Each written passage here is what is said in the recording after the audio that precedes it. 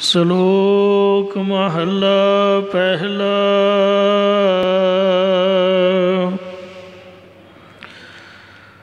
ਵਾਹੋ ਖਸਮ ਤੂੰ ਵਾਹੋ, ਜਿਨ ਰਚ ਰਚਨਾ ਹਮ ਕੀਏ। ਹੇ ਖਸਮ, ਹੇ ਮਾਲਕ ਵਾਹਿਗੁਰੂ, ਤੂੰ ਵਾਹੋ ਵਾਹੋ ਧਨਤਾ ਯੋਗ ਹੈ, ਜਾਂ ਤੂੰ ਵਾਹੋ ਅਸਚਰਜ ਹੈ। ਵਾਹੋ ਪ੍ਰੇਰਕ ਰੂਪ ਹੈ, ਜਿਸ ਨੇ ਸੰਸਾਰ ਦੀ ਰਚਨਾ ਨੂੰ ਰਚ ਕੇ ਬਣਾ ਕੇ ਅਸੀਂ ਜਾਂ ਹਮ ਤਮਾਮ ਜੀਅ ਪੈਦਾ ਕੀਤੇ ਹਨ। ਸਭਨਾਂ ਨੂੰ ਪੈਦਾ ਵੀ ਤੂੰ ਕੀਤਾ ਹੈ, ਪਾਲਣਾ ਵੀ ਤੂੰ ਕਰ ਰਿਹਾ ਹੈ, ਅਤੇ ਸੰਘਾਰ ਵੀ ਤੂੰ ਹੀ ਕਰਦਾ ਹੈ। ਇਸ ਲਈ ਤੂੰ ਅਸਚਰਜ ਹੈ। ਸਾਗਰ ਲਹਿਰ ਸਮੁੰਦ ਸਰ, ਸਾਗਰ ਦੇ ਪੁੱਤਰਾਂ ਦੁਆਰਾ ਬਣਾਇਆ 100 ਯੋਜਨ ਦਾ ਸਮੁੰਦਰ, ਲਹਿਰ ਤਰੰਗਾਂ, ਸਮੁੰਦ ਸਮੁੰਦਰ ਸਰ ਮਾਨ ਸਰੋਵਰ, ਵੇਲ ਵਰਸ ਵਰਾਹੋ, ਕਿਨਾਰੇ ਵਰਖਾ, ਬੱਦਲ ਆਦਿਕ ਸਭ ਤੇਰੀ ਹੀ ਰਚਨਾ ਹੈ। ਜਾਂ ਵੇਲ ਜੰਗਲ ਵੇਲੇ, ਜਾਂ ਵੇਲ ਸਮਾਂ, ਇਹ ਵਰਸ ਵਰਾ ਸਾਲ ਅਤੇ ਵਰਾਹੋ ਕੁੰਭ ਪਰਬਤ ਆਦਿਕ ਤੇਰੀ ਹੀ ਰਚਨਾ ਹੈ। ਇਸੇ ਪ੍ਰਕਾਰ ਸਾਗਰ ਲਹਿਰ ਸਮੁੰਦ ਸਰ, ਸਹਿਤ ਸਰਲਾ ਦੇ ਸਰਲਤਾ ਦੇ ਵਿਸ਼ੇ ਰੂਪ ਵਿਸ਼ੇ ਸੁਖ ਰੂਪੀ ਸਾਗਰ,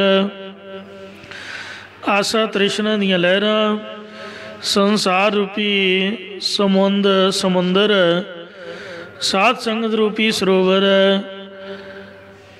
ਸਹਿਤ ਸਰਲਤਾ ਦੇ ਵਿਸ਼ੇ ਸੁਖ ਰੂਪੀ ਸਾਗਰ, ਆਸਾ ਤ੍ਰਿਸ਼ਨਾ ਦੀਆਂ ਲਹਿਰਾਂ, ਸੰਸਾਰ ਰੂਪੀ ਸਮੁੰਦਰ, ਸਾਧ ਸੰਗਤ ਰੂਪੀ ਸਰੋਵਰ, ਵੈਰਾਗ ਰੂਪੀ ਵੇਲ, ਵਰਸ ਵਰਾਹੋ ਕਿਨਾਰਾ, ਗੁਰੂ ਰੂਪੀ ਬਦਲ, ਅਤੇ ਉਪਦੇਸ਼ ਰੂਪ ਜੋ ਵਰਖਾ ਆਦਿਕ ਤੂੰ ਆਪ ਹੀ ਰਚਨਾ ਕੀਤੇ ਹਨ। ਭਾਵ ਬਦਲਾਂ ਦੀ ਵੀ ਜੂਨੀ ਹੈ, ਬਦਲਾਂ ਨੂੰ ਵੀ ਤੂੰ ਹੀ ਰਚਿਆ ਹੈ, ਵਰਖਾ ਵੀ ਤੂੰ ਆਪ ਹੀ ਪਵਾਉਂਦਾ ਹੈ।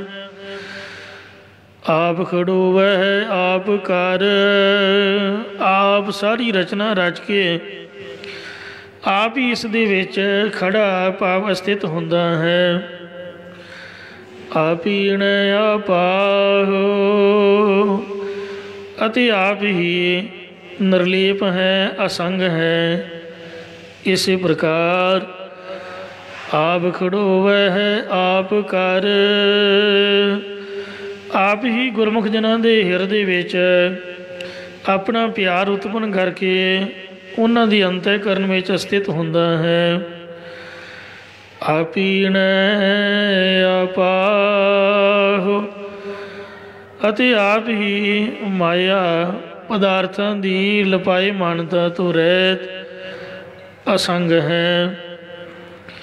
ਸੋ ਸਰਗੁਣ ਰੂਪ ਦੇ ਵਿੱਚ ਆਪ ਹੀ ਸਭ ਜੀਵਾਂ ਦਾ ਰੂਪ ਧਾਰਿਆ ਹੋਇਆ ਹੈ, ਅਤੇ ਨਿਰਗੁਣ ਰੂਪ ਦੇ ਵਿੱਚ ਹੇ ਮਹਾਰਾਜ ਤੂੰ ਆਪ ਹੀ ਅਸੰਗ ਹੋ ਕੇ ਵਰਤ ਰਿਹਾ ਹੈ।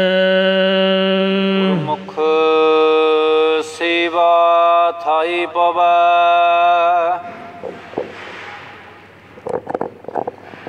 ਥੋੜਾ ਥੋੜਾ ਆ ਤੇ ਦੂਸਰਾ ਇਹਦੇ ਅੱਗੇ ਮੂੰਹ ਕਰਕੇ ਬੋਲ। ਗੁਰਮੁਖ ਸੇਵਾ ਥਾਈ ਪਵੈ, ਰਾਧਾ ਕੱਟ ਕਰ ਗਈ ਆਵਾਜ਼, ਇਹਦੀ ਆਵਾਜ਼ ਤੇ ਬੜੀ ਆ। ਉੱਚੀ ਨਹੀਂ ਛੱਡੇ।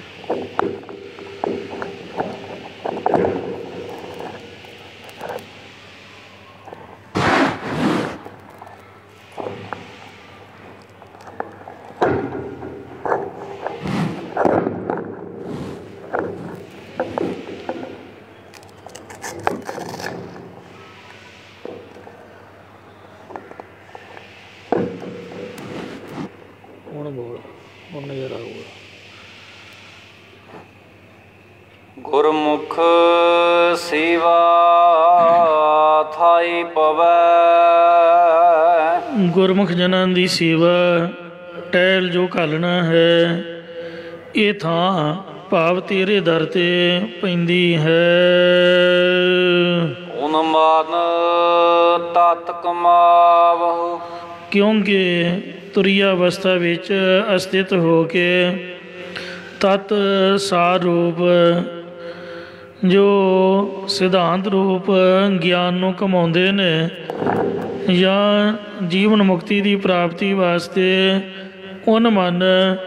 ਉਹਨਾਂ ਦਾ ਜੋ ਮਨ ਚਿੱਤ ਤਤ ਸਰੂਪ ਦੀ ਪ੍ਰਾਪਤੀ ਲਈ ਨਾਮ ਦੀ ਕਮਾਈ ਕਰਦਾ ਹੈ। ਮਸਤਕ ਲਹੂ। ਮਸਕਤ ਨਹੀਂ ਹੁੰਦਾ, ਮਸਕਤ ਆ। ਮਸਕਤ ਲਹੂ ਮਜੂਰੀਆ। ਗਏ ਮਸਕਤ ਕਾਲ। ਜਪਜੀ ਸਾਹਿਬ ਦੇ ਵਿੱਚ ਵੀ ਇਸੇ ਤਰ੍ਹਾਂ ਹੀ ਹੈ। ਸੋ ਮਸਕਤ ਦਾ ਮਤਲਬ ਹੈ ਮਿਹਨਤ, ਮਸ਼ੱਕਤ। ਜੋ ਗੁਰਮੁਖ ਪਿਆਰੇ ਕਾਲ ਕਮਾਈ ਕਰਦੇ ਨੇ, ਪ੍ਰਭੂ ਦਾ ਨਾਮ ਜਪਦੇ ਹਨ। ਹੇ ਖਸਮ ਮਾਲਕ ਵਾਹਿਗੁਰੂ, ਗੁਰਮੁਖ ਜਨ ਤੇਰੇ ਦਰ ਤੋਂ ਮੰਗ ਮੰਗ ਕੇ ਭਗਤੀ ਰੂਪ ਮਸ਼ੱਕਤ ਮਿਹਨਤ ਕਰਕੇ ਤੇਰੀ ਖੁਸ਼ੀ ਰੂਪ ਮਜ਼ਦੂਰੀ ਇਹ ਫਲ ਲੈਣਾ ਕਰਦੇ ਹਨ। ਮੰਗ ਮੰਗ ਖਸਮ ਦਰਾ। ਇਹ ਖਸਮ ਮਾਲਕ ਵਾਹਿਗੁਰੂ, ਗੁਰਮੁਖ ਜਨ ਤੇਰੇ ਦਰ ਤੋਂ ਹੀ ਮੰਗ ਮੰਗ ਕੇ ਭਗਤੀ ਰੂਪ ਮਿਹਨਤ ਕਰਕੇ ਤੇਰੀ ਖੁਸ਼ੀ ਰੂਪ ਮਜ਼ਦੂਰੀ ਫਲ ਲੈਣਾ ਕਰਦੇ ਹਨ। ਨਾਨਕ ਪੁਰਦਾਦ ਬੇਪਰਵਾਹ। ਸਤਿਗੁਰੂ ਸਾਹਿਬ ਜੀ ਕਥਨ ਕਰਦੇ ਨੇ ਕਿ ਹੇ ਬੇਮੁਹਤਾਜ ਪਰਮੇਸ਼ਰ,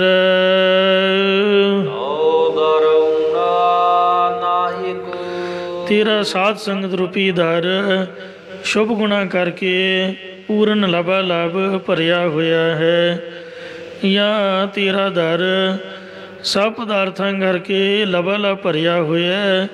ਤੇਰੇ ਦੁਆਰੇ ਤੋਂ ਕੋਈ ਵੀ ਊਣਾ ਨਹੀਂ ਜਾਂਦਾ, ਖਾਲੀ ਨਹੀਂ ਜਾਂਦਾ। ਤੂੰ ਸਤ ਸਰੂਪ ਅਤੇ ਬੇਪਰਵਾਹ ਨਿਡਰ ਬੇਖਵਾਹਿਸ਼ ਹੈ। ਪਹਿਲੇ ਪਾਤਸ਼ਾਹ ਸਤਿਗੁਰੂ ਨਾਨਕ ਦੇਵ ਸਾਹਿਬ ਜੀ ਮਹਾਰਾਜ ਸ਼ੋ ਪਾਵਨ ਫਰਮਾਨ ਕਰਦੇ ਹਨ। ਜਲ ਮੋਤੀ ਸੋਹਣੇ। ਜਿਹੜੇ ਸਰੀਰ ਚਿੱਟੇ ਮੋਤੀਆਂ ਵਰਗੇ ਦੰਦਾਂ ਦੇ ਨਾਲ ਸੁੰਦਰ ਨਾਲ ਜੁੜਨ ਅਤੇ ਮਾਨਕਾਂ ਦੀ ਤਰ੍ਹਾਂ ਨੇਤਰਾਂ ਦੇ ਨਾਲ ਜੜੇ ਹੋਏ ਸ਼ੋਭ ਰਹੇ ਹਨ। ਭਾਵ ਜੇ ਸਾਡੇ ਮੂੰਹ ਵਿੱਚ ਦੰਦ ਨਾ ਹੋਣ ਤੇ ਕਿਸ ਤਰ੍ਹਾਂ ਦਾ ਬੰਦਾ ਲੱਗੂਗਾ? ਤੁਸੀਂ ਆਪ ਸੋਚੋ। ਜਿਹੜੀ ਅੱਖਾਂ ਨੇ, ਅੱਖਾਂ ਕੋਈ ਇਹਨਾਂ ਨੂੰ ਬੈਟਰੀ ਨਹੀਂ ਹੈ, ਕੋਈ ਇਹਨਾਂ ਦੀ ਚਾਰਜਿੰਗ ਨਹੀਂ ਹੈ।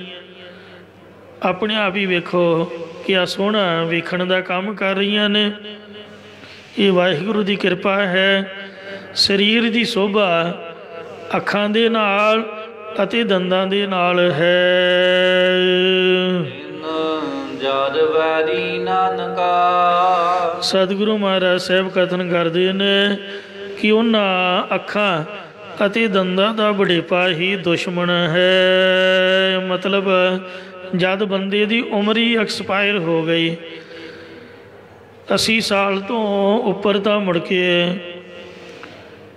ਅੱਖਾਂ ਦੀ ਨਿਗਾਹ ਵੀ ਘਟ ਜਾਂਦੀ ਹੈ, ਅਤੇ ਜਿਹੜੇ ਦੰਦ ਨੇ ਉਹ ਵੀ ਕਮਜ਼ੋਰ ਪੈ ਕੇ ਢਿੱਲੇ ਪੈ ਜਾਂਦੇ ਨੇ, ਨਿਕਲ ਜਾਂਦੇ ਨੇ। ਬੁਢੇਪਾ ਹੀ ਇਹਨਾਂ ਦਾ ਵੈਰੀ ਹੈ। ਜੇ ਬੁਢੇਪਾ ਨਾ ਆਵੇ ਤੇ ਸੋਹਣਾ ਕੰਮ ਕਰਦੀਆਂ ਨੇ। ਬੁੱਢੇ ਥੀਏ ਮਰਨ, ਜਿਹੜੇ ਸਰੀਰ ਬੁੱਢੇ ਬਜ਼ੁਰਗ ਹੋ ਕੇ ਮਰਦੇ ਹਨ ਉਹਨਾਂ ਦੀਆਂ ਅੱਖਾਂ ਵੀ ਨਿਗਾਹ ਘੱਟ ਜਾਂਦੀ ਹੈ, ਦੰਦ ਵੀ ਨਿਕਲ ਜਾਂਦੇ ਹਨ। ਇਸੇ ਪ੍ਰਕਾਰ ਮੋਤੀ ਸੋਹਣੇ, ਉਜਲ ਮੋਤੀਆਂ ਦੀ ਤਰ੍ਹਾਂ ਵਿਵੇਕ ਵੈਰਾਗ ਬਹੁਤ ਹੀ ਸ਼ੋਭਨੀਕ ਹਨ। ਰਤਨਾ ਨਾਲ ਜੁੜਨ, ਜੋ ਪ੍ਰੋਖ ਅਤੇ ਅਪਰੋਖ ਗਿਆਨ ਆਦਿਕ ਰਤਨਾਂ ਦੇ ਨਾਲ ਜੜੇ ਹੋਏ ਹਨ। ਜਾਂ ਮਹਾਰਾਜ ਫਰਮਾਉਂਦੇ ਨੇ ਉਜਲ ਮੋਤੀ, ਉਜਲ ਮੋਤੀ ਸੋਹਣੇ, ਜੋ ਉਜਲ ਮੋਤੀ ਆਦਿਕਾਂ ਦੇ ਹਾਰ ਸੋਹਣੇ ਹਨ। ਰਤਨਾ ਨਾਲ ਜੁੜਨ, ਅਤੇ ਰਤਨ ਆਦਿਕਾਂ ਦੇ ਨਾਲ ਜੜੀਆਂ ਹੋਈਆਂ ਮਾਲਾ ਗਲ ਵਿੱਚ ਪਾਈਆਂ ਹਨ। ਤਿੰਨ ਜਦ ਵੈਰੀ ਨਾਨਕਾ, ਸਤਿਗੁਰੂ ਸਾਹਿਬ ਜੀ ਕਥਨ ਕਰਦੇ ਨੇ ਕਿ ਉਹ ਜਿਹੜੀ ਜਰ ਮਾਇਆ ਹੀ ਉਹਨਾਂ ਦੀ ਵੈਰਨ ਹੈ। ਬੁੱਢੇ ਥੀਏ ਮਰਨ, ਜਿਹੜੇ ਪਦਾਰਥਾਂ ਮਾਇਆ ਦੇ ਬੜੱਪਣ ਭਾਵ ਹੰਕਾਰ ਕਰਕੇ ਮਰਦੇ ਹਨ। ਇਹ ਤੀਜੇ ਪਾਤਸ਼ਾਹ ਸਤਿਗੁਰੂ ਅਮਰਦਾਸ ਸਾਹਿਬ ਜੀ ਮਹਾਰਾਜ ਜੀ ਦੀ ਹੈ। ਸਾਲਾਹੀ ਸਦਾ ਸਦਾ, ਇਹ ਭਾਈ ਜਿਹੜਾ ਹਰੀ ਅਕਾਲ ਪੁਰਖ ਪਰਮਾਤਮਾ ਹੈ ਉਸ ਹਰੀ ਪ੍ਰਭੂ ਨੂੰ ਹਮੇਸ਼ਾ ਹਮੇਸ਼ਾ ਹੀ ਸਲਾਹੁਣਾ ਕਰੀਏ। ਇੱਕ ਦਿਨ ਦਾ ਕੰਮ ਨਹੀਂ ਹੈ, ਡੇਲੀ ਦਾ, ਜਿਹਨੂੰ ਨਿਤਨੇਮ ਕਹਿੰਦੇ ਨੇ। ਨਿਤਨੇਮ ਦਾ ਮਤਲਬ ਹੀ ਇਹ ਹੈ ਕਿ ਜੋ ਹਰ ਰੋਜ਼ ਕੀਤਾ ਜਾਏ। ਇਸ ਲਈ ਇਹਦੀ ਕੋਈ ਸ਼ਨੀਵਾਰ ਦੀ ਜਾਂ ਐਤਵਾਰ ਦੀ ਛੁੱਟੀ ਨਹੀਂ ਹੈ, ਗੁਰਦੁਆਰੇ ਕੋਈ ਛੁੱਟੀ ਨਹੀਂ ਹੈ। ਸਗੋਂ ਛੁੱਟੀ ਵਾਲੇ ਦਿਨ ਸੰਗਤ ਬਹੁਤੀ ਆਉਂਦੀ ਹੈ। ਇਹ ਤਾਂ ਆਤਮਾ ਦਾ ਭਲਾ ਹੈ। ਇਹ ਕਿਹੜਾ ਕੋਈ ਨੌਕਰੀ ਹੈ ਜਾਂ ਕੋਈ ਮਜ਼ਦੂਰੀ ਹੈ। ਇੱਥੇ ਕੋਈ ਛੁੱਟੀ ਨਹੀਂ ਹੈ, ਕੋਈ ਲੰਚ ਨਹੀਂ ਹੈ, ਕੋਈ ਡਿਨਰ ਦਾ ਟਾਈਮ ਨਹੀਂ ਹੈ। ਸਵੇਰ ਸ਼ਾਮ ਜੋ ਲੋਕਾਂ ਦੇ ਸੌਣ ਦਾ ਜਾਂ ਖਾਣ ਪੀਣ ਦਾ ਟਾਈਮ ਹੁੰਦਾ ਉਹ ਗੁਰੂ ਘਰ ਦੇ ਵਿੱਚ ਭਗਤੀ ਦਾ ਟਾਈਮ ਹੈ। ਅਤੇ ਇਸ ਲਈ ਅੱਠੇ ਪੈਰ ਹੀ ਜਦੋਂ ਵੀ ਤੁਹਾਡਾ ਮਨ ਕਰੇ, ਜਦੋਂ ਤੁਹਾਨੂੰ ਸਮਾਂ ਲੱਗੇ, ਉਸ ਵਾਹਿਗੁਰੂ ਅਕਾਲ ਪੁਰਖ ਦੀ ਸਲੋਤਾ ਕਰੋ। ਸਾਲ ਆਹੇ ਏਤੀ ਸੁਰਤ ਨਾ ਪਾਈਆ, ਸੋ ਅਮੁੱਲ ਗੁਣ ਅਮੁੱਲ ਵਾਪਾਰ, ਅਮੁੱਲ ਵਾਪਾਰੀ ਅਮੁੱਲ ਭੰਡਾਰ, ਅਮੁੱਲ ਆਵੇ ਮੁੱਲ ਜਾਹੇ, ਅਮੁੱਲ ਭਾਈ ਅਮੁੱਲਾ ਸਮਾਹੇ। ਹਮੇਸ਼ਾ ਹੀ ਉਸ ਹਰੀ ਪ੍ਰਭੂ ਨੂੰ ਸਲਾਹੁਣਾ ਕਰੋ। ਮਹੱਲਾ ਚੌਥਾ। ਗੁਰ ਸਤਿਗੁਰ ਕਾ ਜੋ ਸਿੱਖਿਆ ਖਾਏ, ਸੋ ਭਲ ਕੇ ਉਠ ਹਰ ਨਾਮ ਧਿਆਵੈ। ਉਦਮ ਕਰੇ ਭਲ ਕੇ ਪ੍ਰਭਾਤੀ, ਇਸਨਾਨ ਕਰੇ ਅੰਮ੍ਰਿਤ ਸਰਨ ਆਵੈ। ਉਪਦੇਸ਼ ਗੁਰੂ ਹਰ ਹਰ ਜਪ ਜਾਪੈ, ਸਭ ਕਿਲ ਵਿਖ ਪਾਪ ਦੋਖ ਲੈ ਜਾਵੈ। ਫਿਰ ਚੜ੍ਹੈ ਦਿਵਸ ਗੁਰਬਾਣੀ ਗਾਵੈ, ਬਹਿੰਦਿਆਂ ਉੱਠਦਿਆਂ ਹਰ ਨਾਮ ਧਿਆਵੈ। ਜੋ ਸਾਸ ਗਿਰਾਸ ਧਿਆਏ ਮੇਰਾ ਹਰ ਹਰ, ਸੋ ਗੁਰ ਸਿੱਖ ਗੁਰੂ ਮਨ ਭਾਵੈ। ਜਿਸ ਨੂੰ ਦਇਆਲ ਹੋਵੇ ਮੇਰਾ ਸੁਆਮੀ, ਤਿਸ ਗੁਰ ਸਿੱਖ ਗੁਰੂ ਉਪਦੇਸ਼ ਸੁਣਾਵੈ। ਜਨ ਨਾਨਕ ਧੂੜ ਮੰਗੈ ਤਿਸ ਗੁਰ ਸਿੱਖ ਕੀ, ਜੋ ਆਪ ਜਪੈ ਅਵਰ ਨਾਮ ਜਪਾਵੈ। ਕਦੀ ਨਿਤਨੇਮ ਕਰਨਾ, ਬਾਣੀ ਪੜ੍ਹਨੀ। ਜਦ ਬਾਣੀ ਪੜ੍ਹਨ ਨਿਤਨੇਮ ਤੋਂ ਥੱਕ ਜਾਣਾ, ਫਿਰ ਵਾਹਿਗੁਰੂ ਵਾਹਿਗੁਰੂ ਕਰਨ ਲੱਗ ਪੈਣਾ। ਕਦੀ ਮੂਲ ਮੰਤਰ ਦਾ ਪਾਠ। ਜਦੋਂ ਕੁਛ ਵੀ ਕਰਨ ਨੂੰ ਜੀ ਨਾ ਕਰੇ, ਫਿਰ ਸੇਵਾ। ਸੇਵਾ ਅਤੇ ਸਿਮਰਨ ਪਾਤਸ਼ਾਹ ਜੀ ਨੇ ਦੋ ਤਰੀਕੇ ਦੱਸੇ ਹਨ ਸੰਸਾਰ ਸਮੁੰਦਰ ਤੋਂ ਤਰਨ ਦੇ। ਇਸ ਲਈ ਸੋ ਉਸ ਵਾਹਿਗੁਰੂ ਨੂੰ ਉਠਤ ਬੈਠਤ ਸੋਵਤ ਨਾਮ ਕਹੋ ਨਾਨਕ ਜਨ ਕੈ ਸਦਕਾਮ ਹਮੇਸ਼ਾ ਹੀ ਸਲਾਉਂਦੇ ਰਹੀਏ।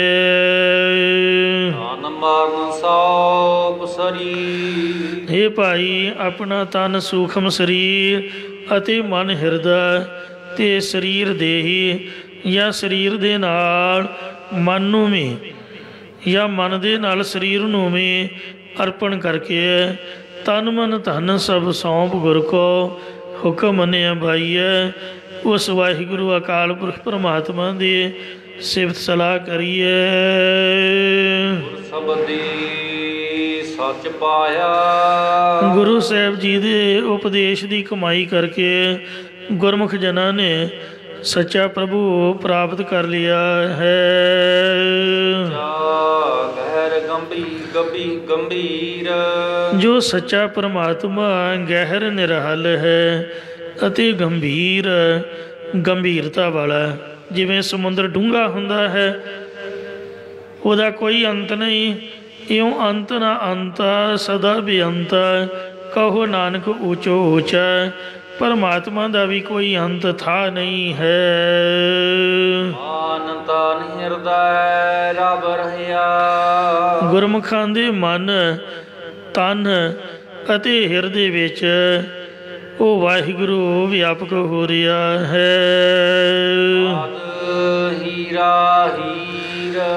ਹੀਰਿਆਂ ਦਾ ਹੀਰਾ ਰੂਪ ਪਰਮੇਸ਼ਰ ਗੁਰਮੁਖਾਂ ਦੇ ਮਨ ਤਨ ਤੇ ਹਿਰਦੇ ਵਿੱਚ ਵਿਆਪਕ ਹੋ ਰਿਹਾ ਹੈ। ਜਨਮ ਮਰਨ ਕਾ ਦੁੱਖ ਗਿਆ। ਉਹਨਾਂ ਦਾ ਜੰਮਣ ਅਤੇ ਮਰਨ ਦਾ ਦੁੱਖ ਨਿਵਰਤ ਹੋ ਗਿਆ ਹੈ। ਪਵੈ ਨਾ ਫਿਰ ਮੁੜ ਕੇ ਉਹ 84 ਦੇ ਫੇਰਿਆਂ ਦੇ ਵਿੱਚ ਨਹੀਂ ਪੈਣਗੇ। ਨਾਨਕ ਨਾਮ ਸਲਾਹੇ ਤੂੰ। ਸਤਿਗੁਰੂ ਮਹਾਰਾਜ ਸਾਹਿਬ ਕਥਨ ਕਰਦੇ, ਹੇ ਭਾਈ, ਹਮੇਸ਼ਾ ਹੀ ਤੂੰ ਗੁਰਮੁਖ ਬਣ ਕੇ ਉਸ ਵਾਹਿਗੁਰੂ ਦੇ ਨਾਮ ਦੀ ਸਲੋਤਾ ਕਰਿਆ ਕਰ, ਭਾਵ ਸਿਮਰਨ ਕਰ। ਜਿਹੜਾ ਵਾਹਿਗੁਰੂ ਕਹਿਣਾ ਹੈ ਇਹੀ ਵਾਹਿਗੁਰੂ ਜੀ ਦੀ ਅਤੇ ਉਸ ਦੇ ਨਾਮ ਦੀ ਸਲੋਤਾ ਹੈ। ਕੀ ਸਮਝਿਆ ਆਪਨੇ? ਮੈਂ ਬੇਨਤੀ ਕਰ ਰਿਹਾ ਕਿ ਜੋ ਵਾਹਿਗੁਰੂ ਉਚਾਰਨਾ ਹੈ ਇਹੀ ਸਿਫਤ ਹੈ, ਇਹੀ ਸਲੋਤਾ। ਮਤਲਬ ਵਾਹੇ ਨਾਮ ਅਚਰਜ ਕੋ ਹੋਈ, ਅਚਰਜ ਤੇ ਪਰ ਉਕਤ ਨਾ ਕੋਈ। ਗੋ ਨਾਮ ਅੰਧਕਾਰ ਕੋ ਜਾਨੋ, ਰੂਹ ਨਾਮ ਪ੍ਰਕਾਸ਼ ਸੋ ਠਾਨੋ। ਵਾਹੇ ਨਾਮ ਹੈ ਅਚਰਜ ਵਾਹਿਗੁਰੂ ਦਾ, ਜਿਹਨੂੰ ਇੰਗਲਿਸ਼ 'ਚ ਆਪਾਂ ਬਿਊਟੀਫੁਲ ਕਹਿੰਦੇ ਆ, ਪੰਜਾਬੀ ਦੇ ਵਿੱਚ ਖੂਬਸੂਰਤ ਕਹਿੰਦੇ ਆ। ਬਿਊਟੀਫੁਲ ਅਤੇ ਖੂਬਸੂਰਤ ਸੁੰਦਰਤਾ ਦੀ ਹੱਦ ਹੈ। ਇਹਦੇ ਤੋਂ ਅੱਗੇ ਜੇ ਬੋਲਣਾ ਹੋਵੇ, ਜਿਹੜੀ ਅਤੀ ਸੁੰਦਰ ਲੋਕੇਸ਼ਨ ਹੋਵੇ, ਚੀਜ਼ ਹੋਵੇ, ਸੀਨ ਹੋਵੇ, ਵਸਤੂ ਹੋਵੇ, ਕੋਈ ਵੀ ਹੋਵੇ, ਉਹਨੂੰ ਆਪਾਂ ਕਹਿੰਦੇ ਵਾਹ। ਜਿੱਥੇ ਵਿਸਮਾਦਤਾ ਆ ਜਾਏ ਉਹਨੂੰ ਵਾਹ ਬੋਲੀਦਾ ਹੈ। ਸੋ ਪਰਮਾਤਮਾ ਵਾਹ ਹੈ, ਅਸਚਰਜ ਹੈ, ਅਤੀ ਖੂਬਸੂਰਤ ਹੈ। ਤੁਸੀਂ ਵੇਖੋ ਕਿ ਜਿਹਨੇ ਇੰਨੀ ਸੋਹਣੀ ਦੁਨੀਆ ਬਣਾਈ ਹੈ, ਕਿੰਨੇ ਸੋਹਣੇ ਫੁੱਲ ਪੈਦਾ ਕੀਤੇ ਨੇ, ਆ ਬਾਂਦਰ, ਕਾਂ, ਚਿੜੀਆਂ, ਤੋਤੇ, ਰੰਗ ਬਰੰਗੀਆਂ ਮੱਛੀਆਂ ਲੋਕਾਂ ਨੇ ਘਰਾਂ ਦੇ ਵਿੱਚ ਰੱਖੀਆਂ ਹੁੰਦੀਆਂ। ਉਹ ਰੱਬ ਕਿੱਡਾ ਸੋਹਣਾ ਹੋਊਗਾ, ਜਿਹਦੀ ਰਚਨਾ ਇੰਨੀ ਸੋਹਣੀ ਹੈ। ਬਾਗ ਬਗੀਚਾ, ਪਹਾੜੀ ਇਲਾਕਾ, ਇੱਧਰ ਉੱਧਰ ਲੋਕ ਘੁੰਮਣ ਜਾਂਦੇ ਨੇ। ਤੁਸੀਂ ਦੱਸੋ ਵੀ ਉਹ ਰੱਬ ਕਿੰਨਾ ਸੋਹਣਾ ਹੋਊਗਾ। ਤੇਰੇ ਬੰਕੇ ਲੋਇਣ ਦੰਤਰੀ ਸੱਲ, ਸੋਹਣੇ ਨੱਕ ਜਿਨ ਲੰਮੜੇ ਵੱਲ। ਜਿਸ ਜਨਾਨੀ ਦੇ ਸਿਰ ਉੱਪਰ ਕੇਸ ਨਾ ਹੋਣ, ਦੱਸੋ ਉਹਨੂੰ ਕੀ ਆਖਾਂਗੇ? ਕੇਸਾਂ ਦੀ ਸੁੰਦਰਤਾ ਹੈ। ਜਿੰਨੇ ਲੰਬੇ ਕੇਸ ਹੋਣਗੇ ਤੇ ਓਨੇ ਹੀ ਵਧੀਆ ਹੋਣਗੇ, ਸੋਹਣੇ ਲੱਗਣਗੇ। ਇਉਂ ਵਾਹਿਗੁਰੂ ਅਕਾਲ ਪੁਰਖ ਲੰਬੇ ਕੇਸਾਂ ਵਾਲਾ ਹੈ। ਸੋਹਣੇ ਨੱਕ ਜਿਨ ਲੰਮੜੇ ਵੱਲ, ਕੰਚਨ ਕਾਇਆ ਸੋਇਨੇ ਕੀ ਢਲ। ਸੋ ਵਨ ਢਲ ਕ੍ਰਿਸ਼ਨ ਮੱਲ, ਜਪੋ ਤੁਸੀਂ ਸਹੇਲਿਓ, ਜਮ ਦਵਾਰ ਨਾ ਹੋ ਖੜੀਆਂ, ਸਿੱਖ ਸੁਣੋ ਮਹੇਲਿਓ। हे ਸਹੇਲਿਓ ਸਖੀਓ, ਮਹਾਤਮਾ ਰੂਪ ਜਗਿਆਸੂ ਰੂਪ ਗੁਰ ਸਿੱਖੋ, ਐਸੇ ਪ੍ਰਭੂ ਦੀ ਸਿਫਤ ਕਰੋ ਜਿਹਦੇ ਵਰਗਾ ਕੋਈ ਹੋਰ ਸੋਹਣਾ ਨਹੀਂ। ਇੱਕ ਵਾਰ ਜਿਹਨੇ ਰੱਬ ਨੂੰ ਵੇਖ ਲਿਆ, ਦੁਨੀਆ ਦੀ ਸੁੰਦਰਤਾ ਤਾਂ ਉਹਦੇ ਪਾਸ ਕੋ ਵੀ ਨਹੀਂ, ਇੱਕ ਨਹੁੰ ਵਰਗੀ ਵੀ ਨਹੀਂ ਹੈ, ਫਿਰ ਉਹਨੂੰ ਕੁਝ ਹੋਰ ਵੇਖਣ ਦੀ ਲੋੜ ਨਹੀਂ ਰਹਿੰਦੀ ਹੈ। ਇਸ ਲਈ ਜਿਹੜਾ ਵਾਹ ਕਹਿਣਾ ਹੈ, ਵਾਹ ਹੀ ਕਹਿਣਾ ਹੈ, ਇਹ ਰੱਬ ਦੀ ਸਿਫਤ ਹੈ। ਗੋ ਨਾਮ ਹੈ ਹਨੇਰੇ ਦਾ, ਰੂਹ ਨਾਮ ਹੈ ਪ੍ਰਕਾਸ਼ ਦਾ। ਜਦ ਵੀ ਵਾਹਿਗੁਰੂ ਕਹੀਏ ਤੇ ਅੰਦਰੋਂ ਹੂਕ ਨਿਕਲੇ, ਅੰਦਰੋਂ ਬੇਨਤੀ ਨਿਕਲੇ, ਦਿਲੋਂ ਅਰਦਾਸ ਹੋਵੇ ਕਿ ਹੇ ਅਸਚਰਜ ਪਰਮਾਤਮਾ, ਤੂੰ ਅਗਿਆਨ ਦਾ ਹਨੇਰਾ ਦੂਰ ਕਰਕੇ ਗਿਆਨ ਦਾ ਪ੍ਰਕਾਸ਼ ਕਰਨੇ ਵਾਲਾ, ਸਾਡੇ ਹਿਰਦੇ ਵਿੱਚੋਂ ਵੀ ਅਗਿਆਨ ਦਾ ਹਨੇਰਾ ਦੂਰ ਕਰਕੇ ਗਿਆਨ ਦਾ ਪ੍ਰਕਾਸ਼ ਕਰ ਅਤੇ ਵਾਹੇ ਆਪਣਾ ਅਸਚਰਜ ਸਰੂਪ ਪ੍ਰਗਟ ਕਰ। ਤੋ ਇਸ ਲਈ ਪਾਤਸ਼ਾਹ ਜੀ ਕਥਨ ਕਰਦੇ ਨੇ ਕਿ ਆਪਣਾ ਤਨ, ਆਪਣਾ ਮਨ ਅਤੇ ਆਪਣਾ ਧਨ ਸਭ ਕੁਛ ਵਾਹਿਗੁਰੂ ਨੂੰ ਅਰਪਣ ਕਰਕੇ ਅਤੇ ਉਸ ਪ੍ਰਭੂ ਨਾਮ ਦੀ, ਉਸ ਵਾਹਿਗੁਰੂ ਦੀ ਸਿਫਤ ਕਰ, ਸਲੋਤਾ ਕਰਿਆ ਕਰ, ਮਤਲਬ ਉਹਦਾ ਸਿਮਰਨ ਕਰਿਆ ਕਰ। ਜਿਹੜਾ ਮੂਲ ਮੰਤਰ ਦਾ ਪਾਠ ਹੈ, ਇੱਕ ਓੰਕਾਰ ਸਤਿਨਾਮ ਕਰਤਾ ਪੁਰਖ, ਇਹ ਰੱਬ ਦੀ ਸਿਫਤ ਹੀ ਤਾਂ ਹੈ ਕਿ ਉਹ ਇੱਕ ਹੈ, ਉਹ ਓੰਕਾਰ ਹੈ, ਉਹਦਾ ਨਾਮ ਸਤ ਹੈ, ਉਹ ਕਰਤਾ ਪੁਰਖ ਹੈ, ਫਿਰ ਨਿਰਭਉ ਹੈ, ਨਿਰਵੈਰ ਹੈ, ਅਕਾਲ ਮੂਰਤ, ਉਹਦੀ ਹਸਤੀ ਮੌਤ ਦੀ ਗਰਦਸ਼ ਤੋਂ ਰਹਿਤ ਹੈ, ਅਜੂਨੀ ਹੈ, ਸਹਿਭੰਗ ਹੈ, ਗੁਰ ਪ੍ਰਸਾਦ, ਗੁਰੂ ਦੀ ਕਿਰਪਾ ਨਾਲ ਮਿਲਦਾ, ਉਹਦੀ ਸਲੋਤਾ ਤਾਂ ਹੈ। ਜਿਹੜਾ ਮੂਲ ਮੰਤਰ ਦਾ ਪਾਠ ਕਰਨਾ, ਜਪ, ਇਹਨੂੰ ਜਪ ਭਾਈ। ਸੱਚ ਜਿਹੜਾ ਪਹਿਲਾਂ ਵੀ ਸੱਚ ਸੀ, ਜੁਗਾਦ ਸੱਚ, ਯੁੱਗਾਂ ਦੇ ਮੁੱਢ ਵਿੱਚ ਵੀ ਸੱਚ ਸੀ, ਹੈ ਹੁਣ ਵੀ ਸੱਚ ਹੈ, ਪਿੱਛੇ ਵੀ ਸੱਚ ਸੀ, ਨਾਨਕ ਹੋਸੀ ਵੀ ਸੱਚ। ਇਹੀ ਤਾਂ ਸਿਫਤ ਹੈ ਮਹਾਰਾਜ ਦੀ। ਜੋ ਸ੍ਰੀ ਜਪਜੀ ਸਾਹਿਬ ਦਾ ਪਾਠ ਕਰਨਾ, ਜਾਪ ਸਾਹਿਬ ਦਾ ਪਾਠ ਕਰਨਾ, ਨਮਸਤਵੰ ਅਕਾਲੇ, ਨਮਸਤਵੰ ਕਿਰਪਾਲੇ, ਨਮਸਤੰ ਅਰੂਪੇ, ਨਮਸਤੰ ਅਨੂਪੇ, ਨਮਸਤੰ ਅਭੇਖੇ, ਨਮਸਤੰ ਅਲੇਖੇ, ਨਮਸਤੰ ਅਕਾਏ, ਨਮਸਤੰ ਅਜਾਏ। ਇਹ ਸਿਫਤੀ ਤਾਂ ਹੈ। ਪ੍ਰਭੂ ਦੇ ਨਾਮਾਂ ਨੂੰ ਬਾਰ-ਬਾਰ ਜਾਪ ਜਪਣਾ। ਇਸ ਲਈ ਮਹਾਰਾਜ ਦੇ ਨਾਮ ਦੀ, ਉਸ ਵਾਹਿਗੁਰੂ ਦੀ ਸਿਫਤ ਸਲੋਤਾ ਕਰਿਆ ਕਰ। ਸਵਖਤੇ ਉੱਠਦਿਆਂ ਸਾਰ ਪਹਿਲਾ ਕੰਮ ਇਹ ਹੋਣਾ ਚਾਹੀਦਾ ਹੈ, ਆਦ ਗੁਣੀ ਗਹੀਰਾ। ਕਿਸੇ ਬੰਦੇ ਦੀ ਸਿਫਤ ਕਰਨ ਦਾ ਕੋਈ ਲਾਭ ਨਹੀਂ ਹੈ। ਜੋ ਹਰੀ ਪਰਮੇਸ਼ਰ ਗੁਣਾਂ ਦਾ ਖਜ਼ਾਨਾ ਹੈ, ਸਮੁੰਦਰ ਹੈ, ਉਹਦੀ ਸਿਫਤ ਕਰ। ਸ਼ਲੋਕ ਮਹਲਾ ਪਹਿਲਾ। ਆਪ ਨਾਰਾਇਣ ਕਲਾ ਧਾਰ, ਜਗ ਮੈਂ ਪਰਵਰਿਓ, ਨਿਰੰਕਾਰ ਆਕਾਰ, ਜੋਤ ਜਗ ਮੰਡਲ ਕਰਿਓ। ਜਹ ਕਹਿ ਤਹ ਭਰਪੂਰ, ਸ਼ਬਦ ਦੀਪਕ ਦੀ ਪਾਇਓ। ਜੇ ਸਿੱਖੈ ਸੰਗ ਰਹਿਓ, ਤਤ ਹਰ ਚਰਨ ਮਿਲਾਇਓ।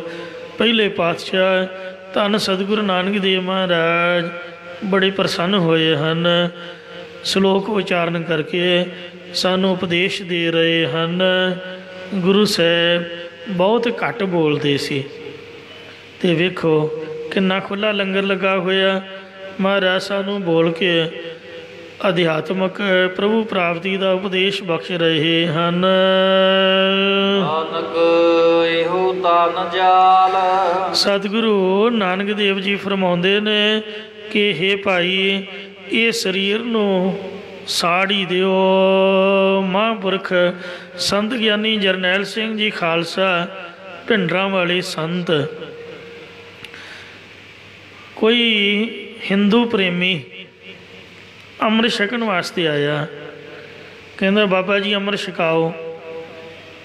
ਕਹਿੰਦੇ ਸ਼ਰਾਬ ਤਾਂ ਨਹੀਂ ਪੀਂਦਾ? ਕਹਿੰਦੇ ਝੂਠ ਨਹੀਂ ਬੋਲਣਾ, ਪੀਂਦੇ ਤਾਂ ਸੀ ਅਤੇ ਹੈ ਵੀ ਮੈਂ ਹਿੰਦੂ ਹਾਂ, ਪਰ ਮੇਰਾ ਚਿੱਤ ਕੀਤਾ ਤੁਹਾਡੇ ਦਰਸ਼ਨ ਕਰਕੇ ਕਿ ਮੈਂ ਅੰਮ੍ਰਿਤ ਛਕਾਂ। ਮਹਾਂਪੁਰਖਾਂ ਦਾ ਪ੍ਰਭਾਵ ਹੀ ਐਸਾ ਸੀ कि जिहड़ा एक बार उन्हां दा प्रचार सुन लैंदा, कथा सुन लैंदा, वो किते जान जोगा नहीं सी रहिंदा। प्रचार की गल तो बड़ी दूर दी है, जिहड़ा दर्शन भी कर लैंदा वो अमृतधारी हो जाता। दर्शनां की गल भी बड़ी दूर दी है। जून 84 तो बाद जिन्हां दर्शन भी नहीं सन कीते, वो भी महापुरखां दा नाम सुनदियां सारी भी वेखो एडे वड्डे संत होए जिहड़े आपदी जिंदड़ी कौम तो वार गए, असीं कित्थे तुरे फिरदे आ। बड़िया ने अमृतधारी होना कीता। महापुरख कहन लगे, भाई तू शराब तो नहीं पींदा? कहंदा जी पींदे तां सीगे, है भी हिंदू आ पर अमृत छकाओ। कहंदे वेख ला, सोच ला, अमृत छकण तो बाद मुड़ के शराब नहीं पीवी दी? कहंदे जी नहीं। हुण मैं मन च धारण कर लिया, सौं पा लई, मैं तो अमृतधारी होना। कहंदे जे तू अमृत छक के शराब पीती फिर? कहंदे जो मजी सज़ा ला दिओ। कहंदे मेरी सज़ा तो यह है भी जिहड़ा अमृत छक के शराब पीवे, मिट्टी का तेल पा के उन्होंने जिउंदे नूं अग ला के साड़ दिओ तां उहदा पाप उतरूगा। जे सिर दे विच अमृत पै गया, उत्थे शराब का नशियां का भला की काम होया। इन्ने वो सख्त सीगे धर्म के प्रति। तो श्री गुरु ग्रंथ साहिब जी बाबत बचन करया करते सी कि जिहड़ा महाराज की बेदबी करदा फड़िया जाए, उन्होंने शूट करके मेरे को आ जाओ। तो जिन्नी क मेरे च पाया उस तरह मैं तुहानूं सांभूंगा। अज 31 अक्तूबर है, अज दे दिन सो जिन्हां महापुरखां दा नुकसान कीता, अकाल तख्त साहिब ते हमला किया, गुरु ग्रंथ साहिब महाराज की हजूरी विच ताबिया विच हर की पौड़ी की उपरली मंजिल ते जिहड़ा गुरु ग्रंथ साहिब प्रकाश सी, अजे भी उहदे च गोली दा ते खून दा निशान है। पिछली बारी थानी पाठी दे विच दी लंघ के गोली महाराज च वजी। जिहड़े रागी विचारे आसा दी वार ला के बाहर निकले, हरमंदर साहिब के अंदर वो तिन्ने दे तिन्ने रागी चढ़ाई कर गए। सिंह साहिब ज्ञानी पूर्ण सिंह दे ज्ञानी मोहन सिंह ने ये बचन सुनाया। कहते बड़ी मुश्किल आपां महाराज की सेवा दे विच बच के निकले, पर गुरु साहिब की सेवा नहीं छड्डी। वो बीबी नूं मलोए दे रहन वाले सरदार बेअंत सिंह जी सो जिहड़े उन्हां दे कट्टड़ वफादार सन, जद महापुरखां बाबत सुनिया, गुरु साहिब की बेदबी बाबत सुनिया, अज 31 अक्तूबर नूं 9:10 ते बीबी नूं उहदे कीते दी सज़ा भुगता के सिख कौम का सिर उच्चा किया। इउं शहीदां नूं सरदार बेअंत सिंह जी, सरदार सतवंत सिंह जी नूं गुरुद्वारा सिंह शहीदां वाले स्थान ते बैठ के असी नमस्कार मत्था टेकते हुए अगे नूं चलदे हां। आपां बचन कर रहे सी भी शरीर ते मिट्टी का तेल पाओ, तेनों अग ला के साड़ सुटो। जिहड़ा पाप करदा ते कुकर्म करदा, गुरु ग्रंथ साहिब की बेदबी करदा, माड़े काम करदा।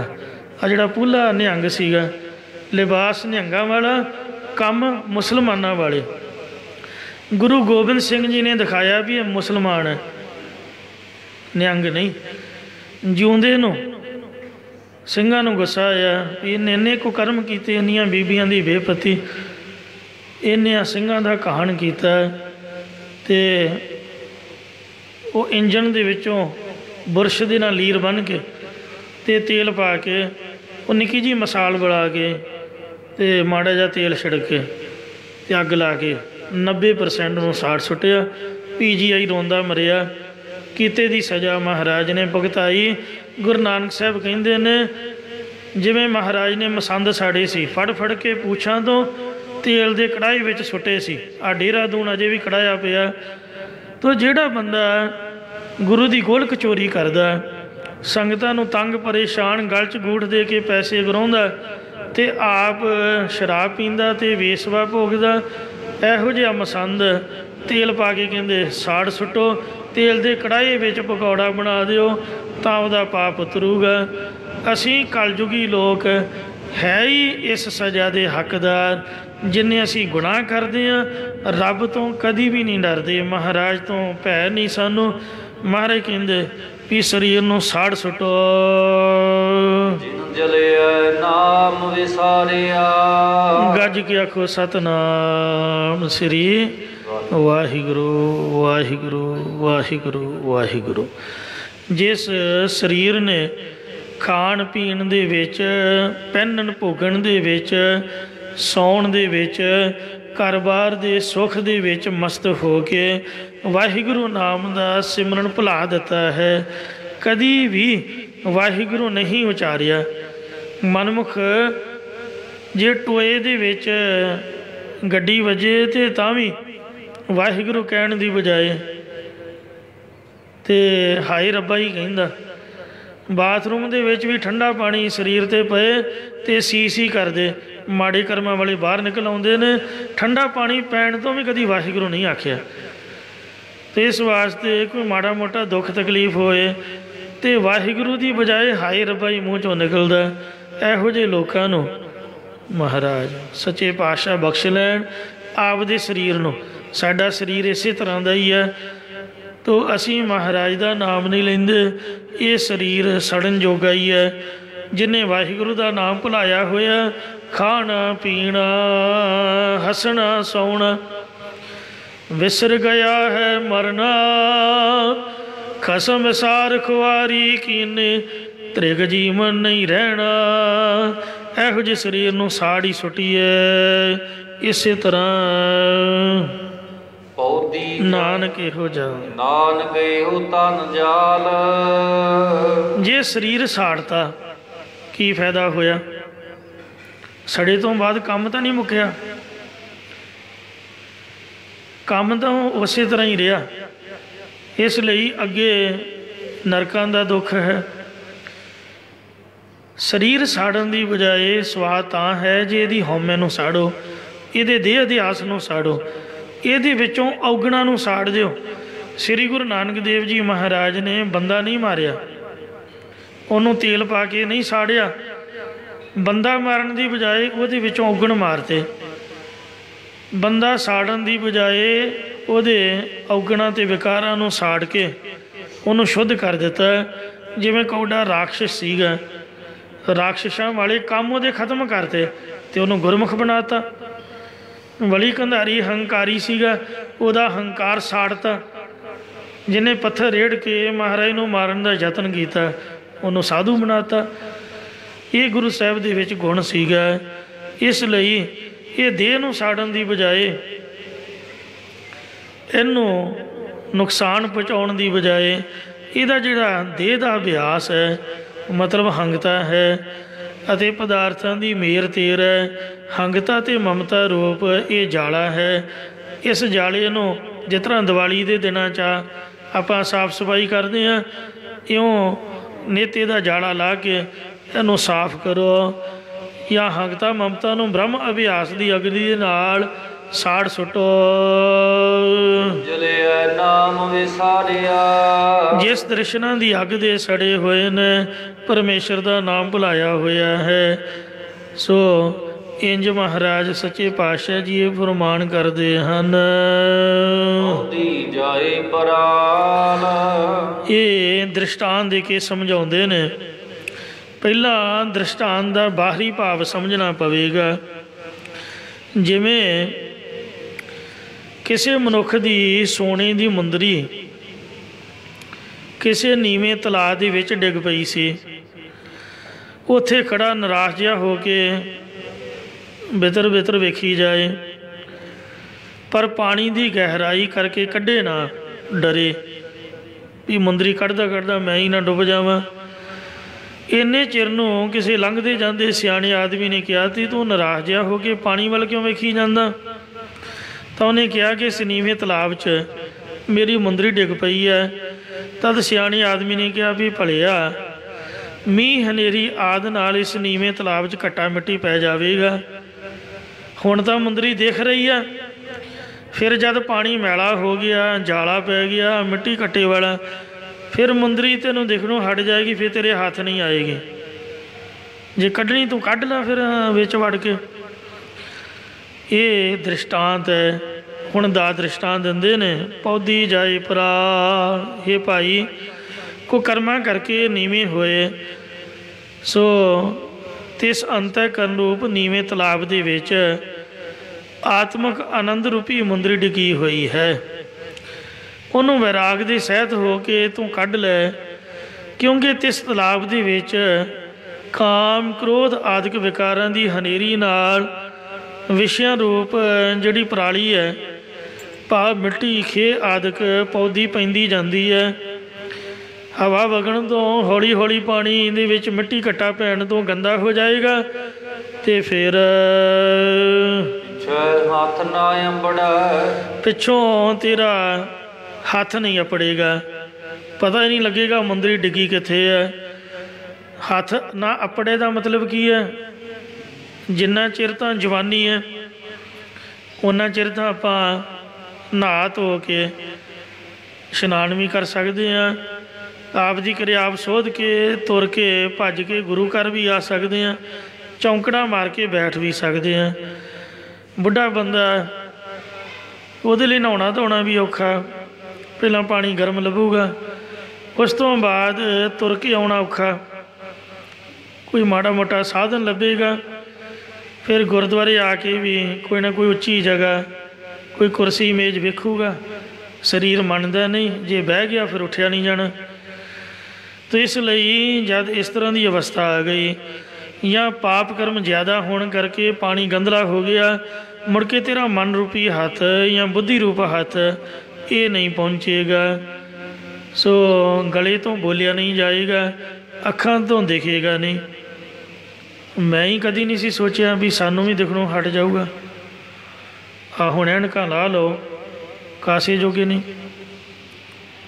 पोथियां के प्रकाश ने दिखता ही कख नहीं, की बंदा करूगा। ये रब की दात,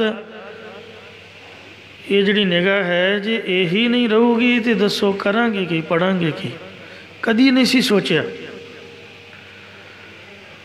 तो इस वास्ते जब ये अवस्था आ गई, पानी गंदला हो गया, फिर हाथ नहीं पहुँचूगा, फिर जिहड़ी आत्मक आनंद रूपी मुंदरी है वो दसो किवें कढ़ांगे। ये जिहड़ा ताल है सो बड़ा नीवा है, बड़ा गहराई वाला है।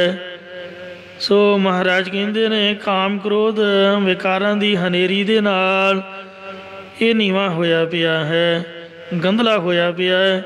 को कर्म इन्ने हन, अंतःकरण रूपी ये जिहड़ा तलाब है, ये आत्मा आनंद रूपी डिगी हुई मुंदरी हाथ पहुँच नहीं सकता, देखती नहीं है।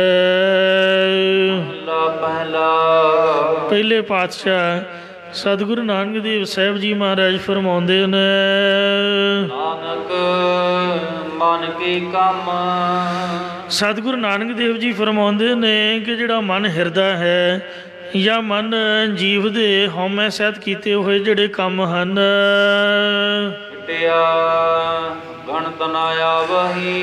ये फिटकार योग हैं जिन्हां मंदे कामां दी गिणती होई नहीं आउंदी है। ये जीव किन्ने को दुख डर लैंदा, पाप गिणिया नहीं जांदा।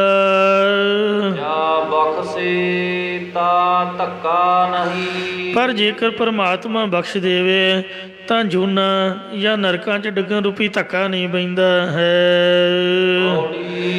तीजे पातशाह धन सतगुरु अमरदास साहब जी महाराज उचार रहे हैं, सच्चा है परमेश्वर ते हुक्म भी वह सच्चा है, उन्हें सच्चे ने सच्चा हुक्म चलाउणा कीता है। परमेश्वर ने सच्चा हुक्म दे के सच्चा ही हुक्म चलाउणा कीता है। इसी प्रकार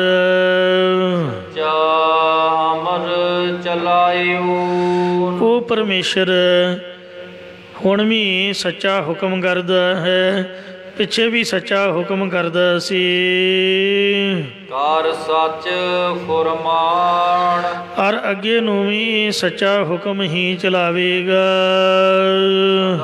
ਨਹੀਂ ਚੱਲ ਰਵ ਰਹਿਆ, ਉਹ ਸਦਾ ਹਮੇਸ਼ਾ ਹੀ ਅਚਲ ਸਰੂਪ ਅਤੇ ਸਭਨਾਂ ਦੇ ਵਿੱਚ ਮਿਲ ਰਿਹਾ, ਵਿਆਪਕ ਹੋ ਰਿਹਾ ਹੈ। ਉਹ ਪੁਰਖ ਸੁਜਾਨ, ਉਹ ਪੁਰਖ ਪਰਿਪੂਰਨ ਅਤੇ ਸੁਜਾਨ ਅੰਤਰਜਾਮੀ ਪਾਤਸ਼ਾਹ ਹੈ। ਗੁਰ ਪ੍ਰਸਾਦੀ ਸੇਵੀਐ, ਉਸ ਪ੍ਰਭੂ ਨੂੰ ਗੁਰਾਂ ਦੀ ਕਿਰਪਾ ਦੁਆਰਾ ਸੇਵਨਾ ਕਰੀਏ। ਜਿਨ ਸੇਵਿਆ ਤਿਨ ਪਾਇਆ ਮਾਨ। ਆਪਾਂ ਚਾਹੁੰਦੇ ਹਾਂ ਨਾ ਵੀ ਸਾਡਾ ਸਤਿਕਾਰ ਹੋਵੇ, ਸਾਨੂੰ ਕੋਈ ਤੂੰ ਕਰਕੇ ਜਾਂ ਓਏ ਕਰਕੇ ਨਾ ਬੁਲਾਏ, ਸਾਨੂੰ ਜੀ ਕਰਕੇ ਬੁਲਾਉਣ, ਉੱਚੀ ਜਗ੍ਹਾ 'ਤੇ ਬਿਠਾਉਣ, ਵੈਲਕਮ ਹੋਵੇ। ਤਾਂ ਮਹਾਰਾਜ ਕਹਿੰਦੇ ਗੱਜ ਕੇ ਆਖੋ ਸਤਿਨਾਮ ਸ੍ਰੀ ਵਾਹਿਗੁਰੂ। ਜੇ ਤੁਸੀਂ ਸਤਿਕਾਰ ਚਾਹੁੰਦੇ ਹੋ ਤਾਂ ਵਾਹਿਗੁਰੂ ਦੇ ਨਾਮ ਦਾ ਸੇਵਨ ਕਰੋ, ਜਾਂ ਗੁਰੂ ਗ੍ਰੰਥ ਸਾਹਿਬ ਦਾ ਜਿੰਨਾ ਵੀ ਸਤਿਕਾਰ ਕਰੋਗੇ ਉਹਦੇ ਤੋਂ ਡਬਲ ਸਤਿਕਾਰ ਦੁਨੀਆ ਤੁਹਾਡਾ ਕਰੇਗੀ। ਕਰਕੇ ਵੇਖ ਲਓ। ਧੰਨ ਧੰਨ ਮਹਾਂਪੁਰਖ ਸੰਤ ਬਾਬਾ ਆਨੰਦ ਸਿੰਘ ਜੀ ਨਾਨਕਸਰ ਕਲੇਰਾਂ ਵਾਲੇ ਸ੍ਰੀ ਗੁਰੂ ਗ੍ਰੰਥ ਸਾਹਿਬ ਜੀ ਨੂੰ ਆਪਾਂ ਤਾਂ ਪੜ੍ਹਦੇ ਹੀ ਹਾਂ ਨਾ, ਪ੍ਰਗਟ ਗੁਰਾਂ ਕੀ ਦੇਹ। ਉਹਨਾਂ ਨੇ ਪ੍ਰਗਟ ਜਾਣ ਕੇ ਤੇ ਕਾਰ ਦੇ ਉੱਪਰ ਗੁਰੂ ਸਾਹਿਬ ਮਹਾਰਾਜ ਦਾ ਸਰੂਪ ਬਿਰਾਜਮਾਨ ਕਰਕੇ ਤੇ ਬਾਗਾਂ ਦੀ ਸੈਰ ਕਰਾਉਣੀ। ਕਹਿਣਾ ਵੀ ਜੇ ਮੈਂ ਕਰਦਾ ਤੇ ਮੇਰੇ ਗੁਰੂ ਨੂੰ ਸੈਰ ਦੀ ਲੋੜ ਨਹੀਂ। ਬਾਗਾਂ 'ਚ ਲਈ ਫਿਰਨਾ ਮਹਾਰਾਜ ਨੂੰ ਪ੍ਰਗਟ ਜਾਣ ਕੇ। ਤੇ ਜਦੋਂ ਸਿਆਲਾ ਹੋਣਾ ਉਦੋਂ ਧੁੱਪੇ ਮਹਾਰਾਜ ਦਾ ਬਿਰਾਜਮਾਨ ਕਰਨਾ ਗੁਰੂ ਸਾਹਿਬ ਨੂੰ। ਅਰ ਇੰਨਾ ਉਹਨਾਂ ਦੇ ਮਨ 'ਚ ਸਤਿਕਾਰ ਸੀਗਾ ਗੁਰੂ ਸਾਹਿਬ ਪ੍ਰਤੀ। ਅਜੇ ਵੀ ਤੁਸੀਂ ਨਾਨਕਸਰ ਜਾਓ, ਜਿਹੜੇ ਸਾਧੂ ਸੰਤ ਨੇ ਆਪਾਂ ਉਹਨਾਂ ਥੱਲੇ ਕੱਪੜਾ ਵਿਛਾਉਂਦੇ ਆ, ਉਹਨਾਂ ਥੱਲੇ ਗੱਦੀ ਲਾਉਂਦੇ ਆ। ਇੱਕ ਵਾਰ ਮੈਂ ਮੂਰਖ ਨੇ ਕੀ ਕੀਤਾ, ਆਪ ਦੀ ਵੱਲੋਂ ਸੋਚਿਆ ਵੀ ਬਾਬਾ ਜੀ ਬਜ਼ੁਰਗ ਨੇ, 90 ਸਾਲ ਦੇ ਬਜ਼ੁਰਗ ਮਹਾਂਪੁਰਖ ਬਾਬਾ ਠਾਕੁਰ ਸਿੰਘ ਜੀ, ਜਿਉਂ 2:30 ਵਜੇ ਤੋਂ ਬਹਿਣਾ ਤੇ 6 ਵਜੇ ਤੱਕ ਚੌਂਕੜਾ ਨਹੀਂ ਹਿਲਾਉਣਾ। ਆਸਾ ਦੀ ਵਾਰ ਦਾ ਕੀਰਤਨ ਹਰਿਮੰਦਰ ਸਾਹਿਬ ਦੇ ਅੰਦਰ ਬਹਿ ਕੇ ਸੁਣਨਾ। ਹੁਣ ਤਾਂ ਉੱਥੇ ਅਕਾਲੀਆਂ ਨੇ ਸੋਹਣੇ ਗਲੀਚੇ ਵਿਛਾ ਕੇ ਚਾਦਰਾਂ ਚੁਦਰਾਂ ਵਿਛਾਤੀਆਂ। ਜਦੋਂ ਆਪਾਂ ਬਹਿੰਦੇ ਸੀ ਉਦੋਂ ਭੁੰਜੇ ਹੀ ਉੱਥੇ ਉਵੇਂ ਹੀ ਜਗ੍ਹਾ ਹੁੰਦੀ ਸੀ, ਰਾਗੀਆਂ ਦੇ ਥੱਲੇ ਤਾਂ ਹੁੰਦੀ ਸੀ ਚਾਦਰ, ਅਤੇ ਉਹ ਮਾੜਾ ਮੋਟਾ ਕਿਤੇ ਵਿਛਾਈ ਹੁੰਦੀ ਹੋਵੇਗੀ। ਉਹ ਸੋਚਿਆ ਵੀ ਗਿੱਟੇ ਰਗੜੇ ਜਾਂਦੇ ਨੇ, ਉਹ ਮੈਂ ਆਪਦੀ ਲੋਈ ਚੌੜੀ ਕਰਕੇ ਤੇ ਥੱਲੇ ਵਿਛਾਤੀ। ਮੈਨੂੰ ਤਾਂ ਉਹਨਾਂ ਕੁਛ ਨਾ ਆਖਿਆ, ਅਤੇ ਮਹਾਂਪੁਰਖਾਂ ਨੂੰ ਵੀ ਕੌਣ ਕੋਈ ਕੁਝ ਕਹਿ ਸਕਦਾ।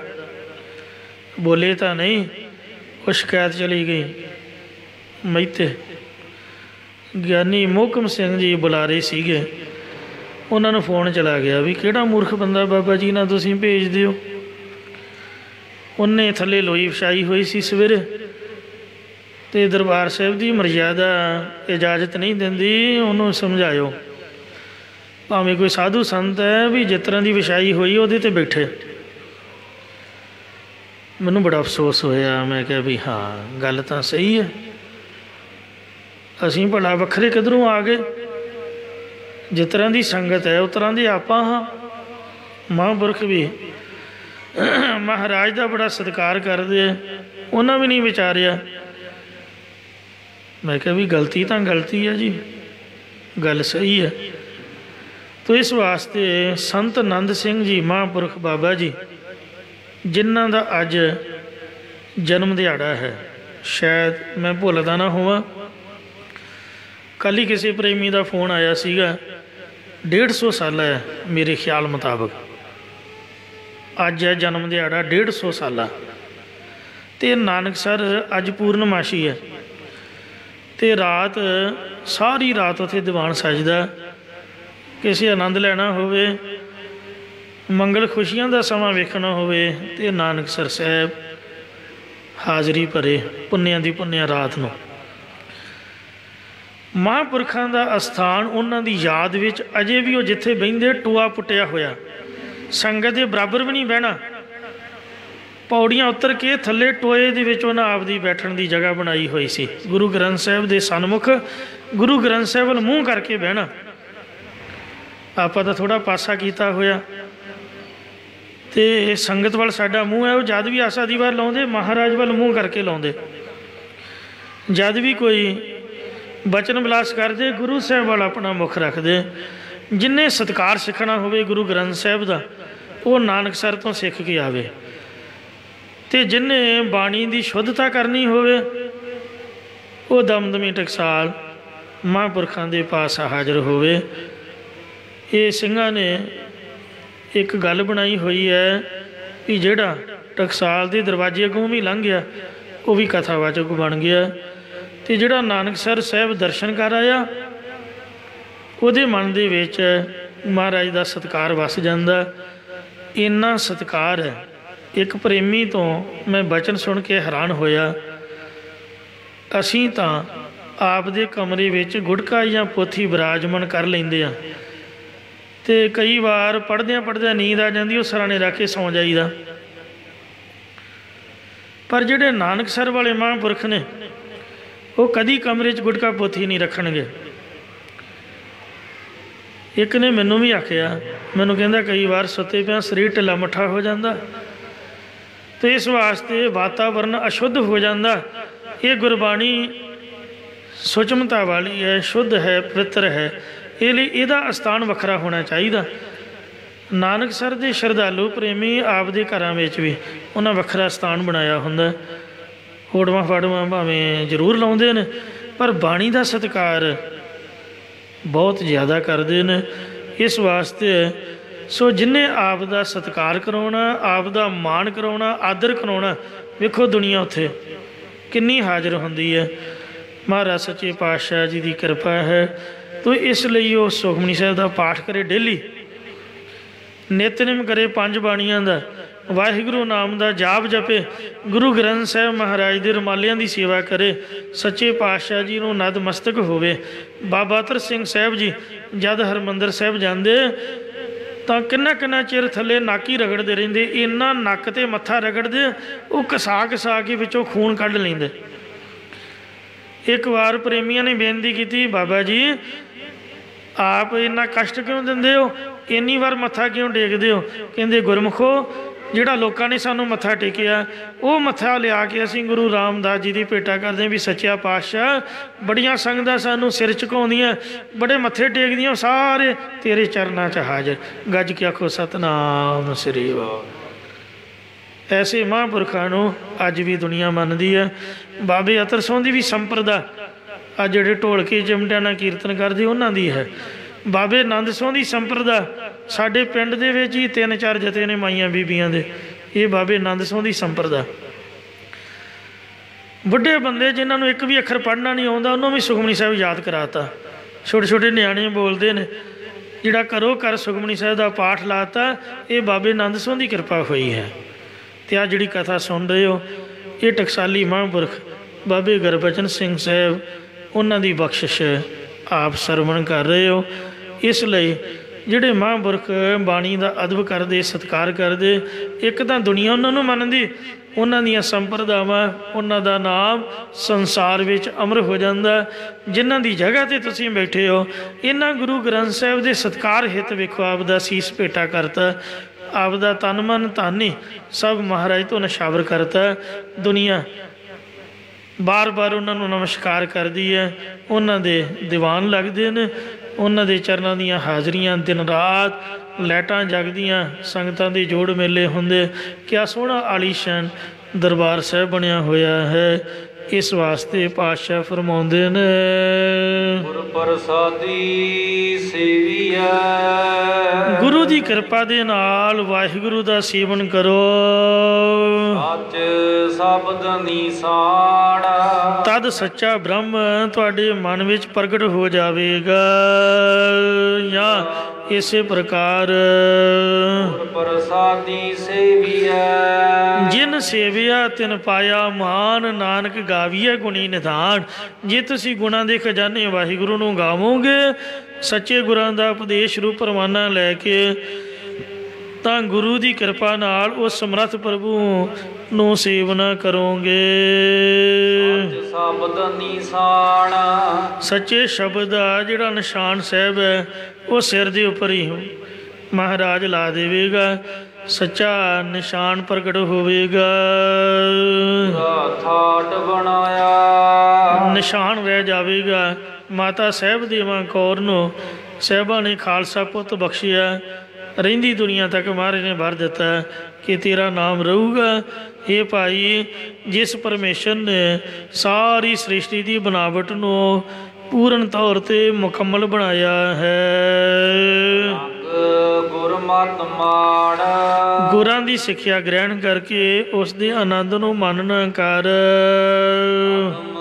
ਅਗੋਚਰ ਅਲਖ ਹੈ ਜੋ ਪਰਮਾਤਮਾ ਮਨ ਕਰਕੇ ਅਗਮ ਅਪਹੁੰਚ ਅਗੋਚਰ ਇੰਦਰੀਆਂ ਦੇ ਅਵਿਸ਼ੇ ਹੈ ਅਤੇ ਅਸ਼ੁੱਧ ਮਨ ਕਰਕੇ ਲਖਣ ਤੋਂ ਰਹਿਤ ਹੈ।